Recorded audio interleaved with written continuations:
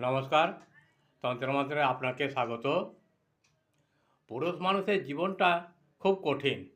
আপন বলতে কেউ হয় না।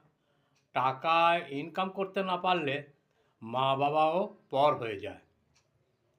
পুরুষ মানুষের জীবনটা হলো শুধু দায়িত্ব আর দায়িত্বের চাবিকাঠি।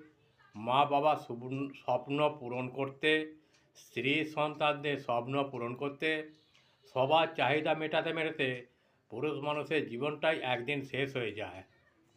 আমার এই প্রয়াসটি ভালো লাগলে আমাকে একটা শেয়ার, লাইক ও সাবস্ক্রাইব করতে ভুলবেন না।